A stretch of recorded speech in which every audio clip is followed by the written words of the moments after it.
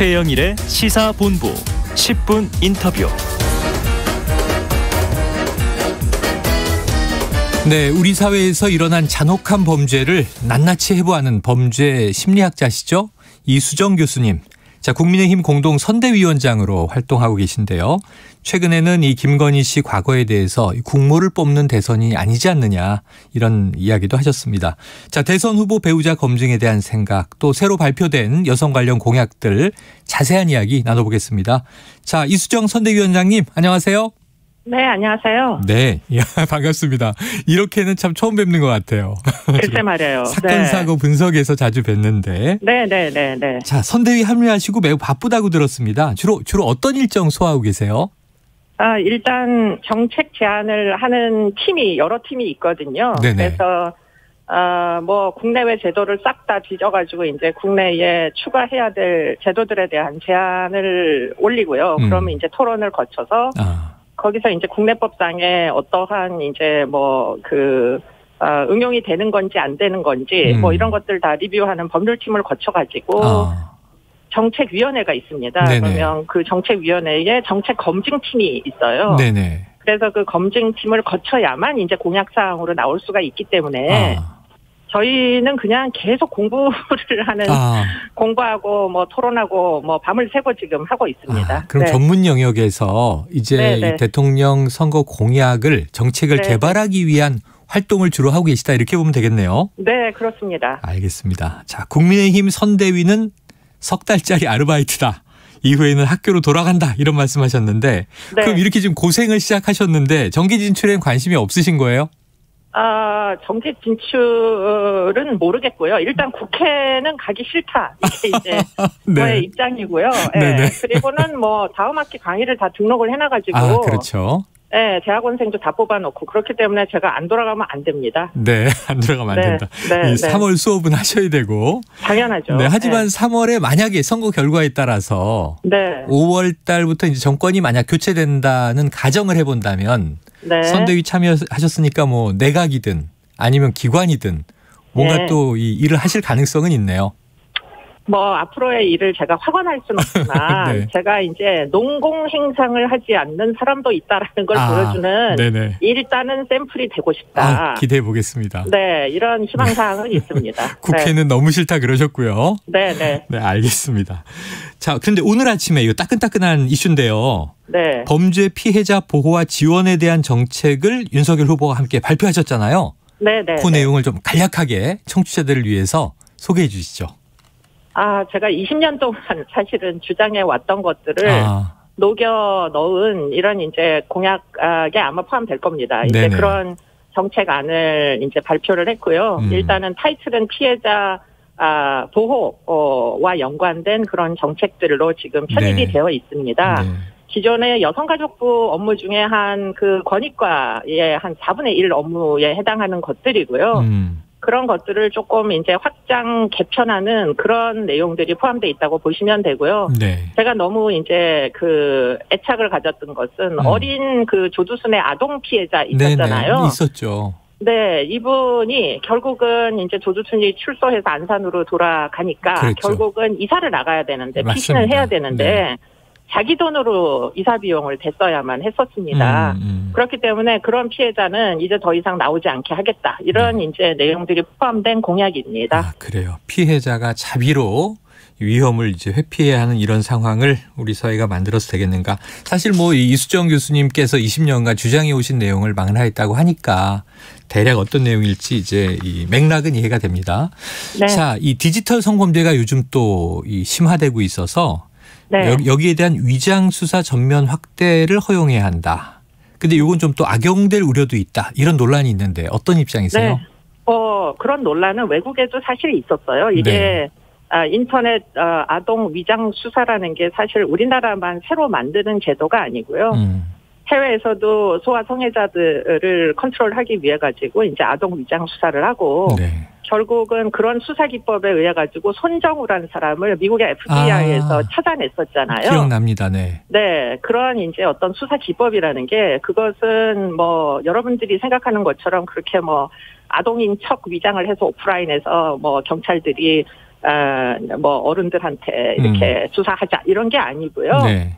결국은 테크놀로지들입니다. 그렇기 때문에 뭐 그런 소아성애자가 아니신 분들은 전혀 걱정할 필요가 없고요. 네네. 결국은 이제 이게 그 인터넷 주소를 전 세계의 인터넷망을 이용해서 다크웹으로 쏟아져 들어가는 거거든요.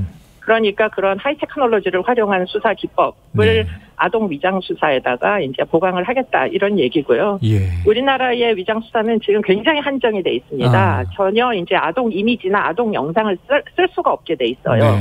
위장 수사라는데 아동 인주를 상대가 이제 확인하려고 사진 좀 보내봐 이렇게 얘기를 해도 경찰이 사진을 보낼 수가 없는 거죠.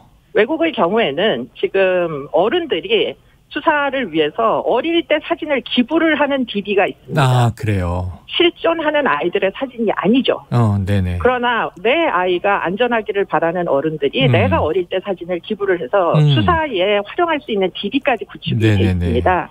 그러니까 이제 그런 선례를 찾아서 가능하면 인권 침해, 선량한 이제 피해자들이 발생하지 않도록 아주 치밀하게 테크놀로지를 이용한 방법을 활용하겠다 이런 얘기입니다. 네, 말씀하시니까 이제 이해가 충분히 됩니다. 네.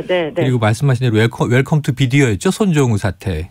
미국에서 잡고 굉장히 형량이 높았는데 국내에서는 솜방망이 아니냐 이런 비판도 있었어요. 1년 반이었죠. 네. 자, 그래서 관련돼서 이 N번방 방지법이라는 게 나왔지 않습니까? 네. 그런데 이준석 국민의힘 대표가 이게 이 N번방 방지법이 이 통신 자유를 침해할 소지가 있다, 재개정이 필요하다 이렇게 이야기를 했어요. 그 이수정 위원장님하고는 조금은 이게 좀 엇박자 아닌가 싶어서요. 그게 엇박자 같이 보이지만 엇박자가 아닐 수도 있는 게 결국은 이제 애플리케이션, 아동을 사고 파는 애플리케이션은 당연히 국가의 제재를 받는 게 맞고요. 근데 그게 아니고 그냥 모든 IT 기업의 필터링을 너무 강조한다거나 또는 필터링을 한 발 더 넘어서 이제 감시 감독을 하는 어떤 시스템 구축을 한다거나 이런 건 저도 반대입니다. 그렇기 때문에 표현의 자유가 지켜지는 한도 내에서 그럼 이것을 어떻게 문제를 해결할 거냐는 좀 더 고민을 해봐야 될 문제이고요. 제가 IT 기업에 가서 그 강의를 굉장히 많이 했는데요. 그 분들이 그럼 우리 회사의 이런 서비스는 우리가 감시 감독을 하겠다 이렇게 얘기하시는 분들이 많아요. 그렇기 때문에 결국은 자율적 어떤 관리 이런 시스템도 얼마든지 고려해 볼 수 있고요. 그리고는 더 큰 문제는 뭐냐? 제가 이제 합류하고 나니까 젊은 남성분들이 아마 추정되는데 저한테 제보 메일을 마구 주시기 시작했어요. 어떤 겁니까? 해외 서버. 지금까지 텔레그램에서 아동 성 착취물들이 주로 거래됐는데 이미 이동했다. 디스코드라는 이제 미국 회사입니다. 또 다른 플랫폼으로 이동했다고 저한테 또 막 제보를 주시는 젊은 남성분들이 계세요. 그러니까 문제는 해외 서버로는 사실은 그 감시가 안 된다는 이 문제를 한계가 있죠. 결국은 위장 수사로 극복을 해야 되는데 그걸 도대체 이제 어떻게 테크놀로지 상의 활용 기술들을 마련을 할 거냐 이건 이제 앞으로 고민을 집중적으로 해봐야 되는 문제죠. 그러니까 뭐 저 이준석 대표의 재개정에 대한 이제 필요. 이거는 이제 완결성을 높이는 과정이라면 이제 이 위원장님도 다르지 않은 입장이다 이런 말씀이시죠? 네. 자, 어제 화제가 된 이 위원장님 발언이 있었습니다. 윤석열 후보의 배우자 지금 김건희 씨, 뭐 여러 가지 이제 또 민주당의 공격도 있습니다. 줄리라는 이름으로 유흥주점에 근무했다, 아니다 이제 주장들이 나오는데 국모 뽑는 거 아니지 않느냐 이렇게 화제됐어요. 그런데 어제 이제 민주당 쪽 인사도 저희 프로에 나와서 하지만 영부인이 되면 사실은 공직을 수행하는 것이다. 제2부속실도 있고 국모를 뽑는 것은 아니지만 영부인도 검증이 필요하다 이런 얘기를 했어요. 어떻게 보세요? 검증이 당연히 필요하다고 생각합니다. 특히 불법 행위를 만약에 했다면 저는 무조건 수사를 통해 가지고 명명백백히 가려야 한다 이런 입장이고요. 공직은 아니지만 저도 이제 요번에 아주 어려움을 많이 겪었거든요. 옛날에 제가 한 얘기까지 전부 다 분석을 해가지고. 여야 다 왜 그러는지 모르겠습니다, 정말. 뭐 고유정을 제가 대변했다는 둥 말도 안 되는 얘기를 해가지고. 그게 아닌 건 제가 잘 압니다. 고유정을 처벌하라는 사람이 저였는데 뭐 굉장히 이상하게 돼가지고 그런 오해를 받기도 했고.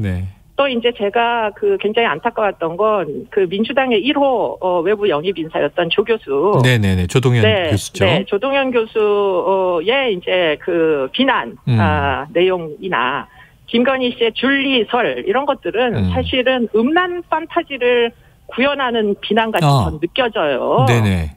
왜 젊은 여성들, 특히 이제 아름다운 젊은 여성들에 대하여서는 그런 식으로 비난하는지 전 이해가 안 되고요. 그럼 왜 저는 그런 비난의 대상이 되지 않았냐. 네. 늙고 못생겨서인 것 같다. 저는 심지어 이런 생각이 들 정도로 아주 전형적이다 이런 생각이 듭니다. 전형적이다. 제발 대한민국 사회가 네네. 그런 식으로 여성을 비하하는 방식으로 비난하지는 말았으면 좋겠다. 그리고 또 한 가지. 제가 진술 분석, 신빙성을 이제 분석하는 사람이잖아요. 네네, 그렇죠.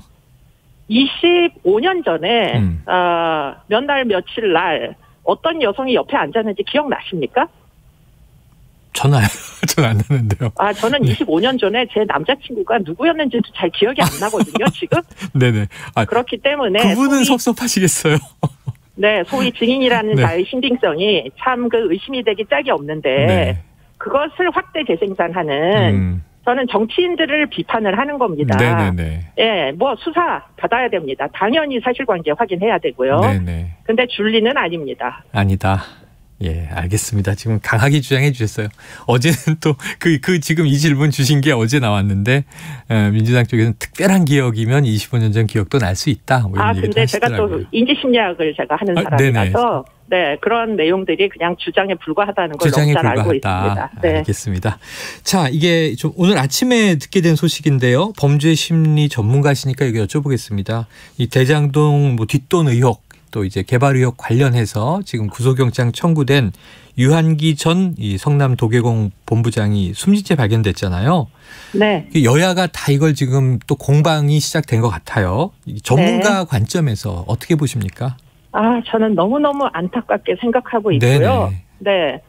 그분을 구속을 시켰으면 아마 살아계시지 않았을까. 그런 안타까움마저 들 정도로 사실은 수사가 한 발도 앞으로 못 나간 부분에 대해서는 상당 부분 유감입니다. 네. 유감이다. 수사가 잘 진행됐어야 하는데 안타까움을 말씀해 주셨고요. 자, 끝으로 하나 더 여쭤볼게요. 지금 이수정 위원장님 합류할 때 이준석 당대표는 좀 반대 입장을 명확하게 한 것이 다 공개가 돼 있어요. 자, 그런데 이준석 대표가 이제 타 방송에서 이수정 선대위원장님이 당의 방향성과 다른 말씀을 하시게 된다면 적극적으로 교정하고 제지하겠다. 이런 또 목소리를 냈어요. 어떤 입장이십니까? 대표 입장에 대해서. 당 대표님으로서 당연한 말씀이다. 이렇게 생각하고 있고요. 네네. 제가 국민의힘의 이제 정체성에 대해서 잘 알고 있지 못합니다. 그렇기 때문에 저도 이제 공부를 해 가면서 가능하면 그런 그 테두리 내에서 너무 극단적인 그런 쪽으로 치우치지 않도록 노력을 하려고 합니다. 이미 하고 있습니다. 또 이제 이대남, 이대녀 이렇게 또 이제 세대 성별 구분도 있잖아요. 나쁘게 보면 갈라치기인데 그럼 또 이제 그런 쪽에 편향성이 있다면 이수정 위원장님도 또 바로 잡으실 거죠? 지금 아까 정책의 일부만 발표했다고 말씀드렸잖아요. 오늘 아침에. 근데 밤 11시까지 우리가 토론했던 게 뭐냐면 혐오주의를 결국 혐오주의잖아요. 그렇죠. 혐오주의를 극복하지 않으면 미래가 없다. 그래서 혐오주의를 극복하는 국정과제를 도대체 어떻게 만들면 좋겠느냐. 이런 토론을 다음번에는 하자. 그렇게 하고서는 우리가 토론 과제를. 마쳤습니다. 그렇기 때문에 틀림없이 그 혐오주의 극복하는 대책이 나올 거라고 보입니다. 지금 그 말씀 하시니까 살짝 좀 이제 기억이 나서 어제 빙의죄로 알려진 노재승 전 위원장이 사퇴했잖아요. 그러면서 이제 그 과거의 좀 실언, 망언, 행보 이게 논란이 된 건데 자, 다시 돌아가면 영입 인사에 대한 과거 행적 검증 기준 좀 이제 어떻게 돼야 된다고 생각하세요? 일단 대한민국의 현대사의 기본 철학을 벗어나면 일단은 안 되는 게 아닌가. 저는 그냥 개인적으로는 그런 생각이 듭니다. 그럼 어느 정도의 좀 사회적 공감대를 벗어나면 위험할 수 있다. 그렇게 이해해 보죠. 자, 위원장님 오늘 말씀 여기까지 정리할게요. 고맙습니다. 고맙습니다. 다음에 또 연결하겠습니다. 수고하세요. 네.